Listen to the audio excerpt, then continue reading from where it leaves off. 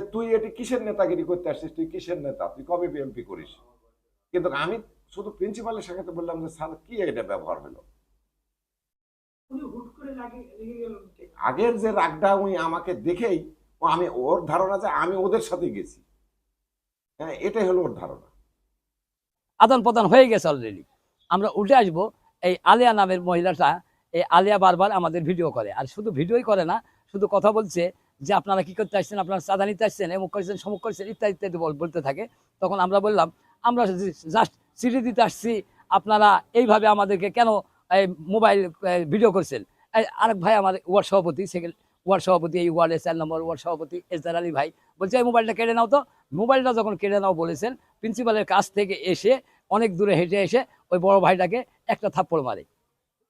একটা থাপ্পড় যখন মারে তখন আমরা বললাম যে এটা কোন ধরনের কথা।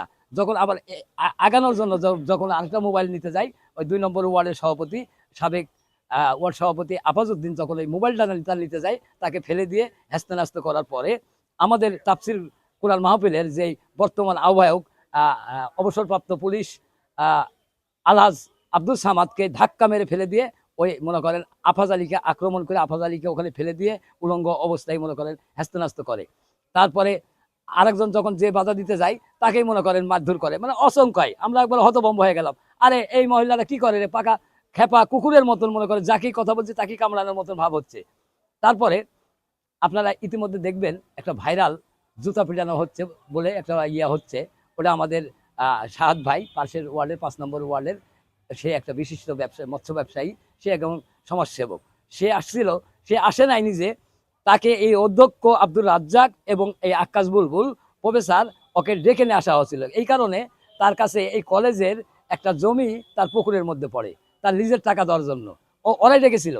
তারপর আসার পরে যখন আমার সাহাদ ভাই যখন বলে যে স্যার এই মহিলার কথা শুনবেন না আমাদের কথা শুনবেন, এই কথা যখন বলতেই তখন আপনারা ফুটেজে দেখবেন ওই মহিলা আলিয়া, এই তুই তো আমার বাড়িতে কামলা খেটেছিলি রে বলার পরে কিন্তু সে প্রথমে থাপ্পড় মারে।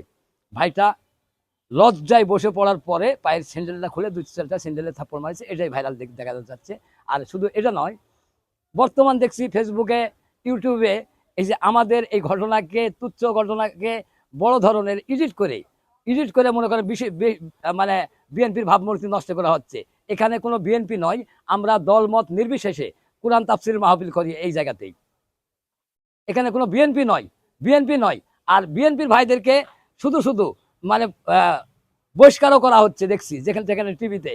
তো আসলে ঘটনা হচ্ছে, আমি তীব্র নিন্দা জানাই যারা এই মিডিয়ারা যারা এডিট করে আমাদের ভাবমূর্তি নষ্ট করার জন্য এডিট করে প্রচার করছে, এবং যারা মনে করেন আমাদেরকে হেনস্থ করেছে তাদের তীব্র নিন্দা জানাই এবং প্রতিকার জানাই।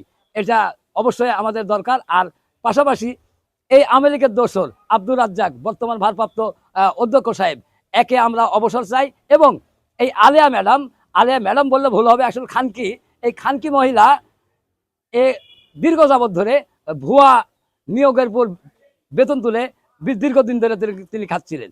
এই বেতনগুলো সরকারি রাজস্ব আয়ের টাকাগুলো আবার রাজস্ব ফিরে যাক, এটা কিন্তু আমাদের দাবি।